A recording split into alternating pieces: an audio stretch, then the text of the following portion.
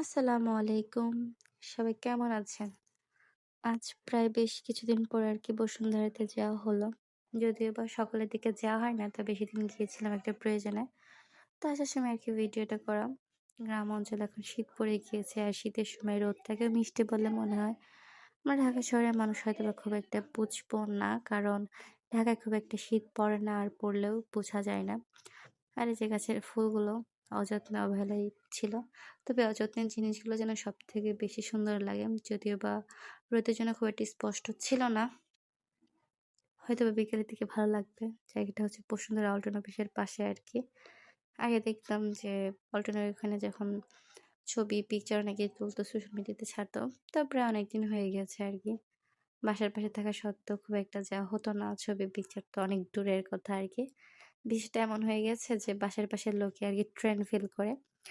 যাই হোক, এই যে এটা হচ্ছে মিনা বাজার আরকি। জায়গাটা সুন্দর না? অনেক সুন্দর করে সবকিছু তৈরি করেছে। যতদিন যাচ্ছে তত সবকিছু আপডেট হচ্ছে। অনলাইন আর অফলাইন না, হাতের নাগালে সবকিছুই পাওয়া যাচ্ছে। আর আমরা আরেকদিন এসেছিলাম বিকেলের দিকে, সেদিনও ভিডিওটা করা হয়েছে। এটার সাথে আমি এড করে দিব। আর এই যে অল্টন অফিসের সামনের ভিডিওগুলো করা হয়েছে। সুন্দর লাগছিল আরকি, তাই ভিডিওটা করা।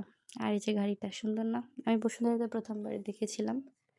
আর এটা হচ্ছে বিকেলের দিকের ভিডিও। কিছুদিন আগে যখন বসুন্ধরাতে গিয়েছিলাম তখন এই ভিডিও ক্লিপটা নেওয়া হয়েছিল। তাই জন্য আরকি এটার সাথে এড করে দিলাম।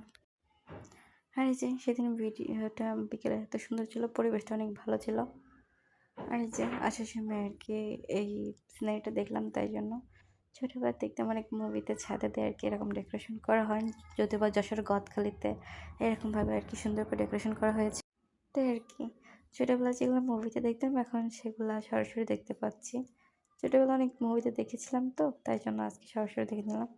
আর এই যে বাসায় আসার সময় একটা মোরগ পোলাও নিয়ে আসা, তার সাথে সালাদ, লেবু, কাঁচামরিচ দিয়ে দিয়েছিলাম।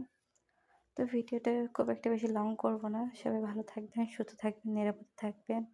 আর মোরগ পোলাও কার কার পছন্দ অবশ্যই জানাবেন। আল্লাহ হাফেজ।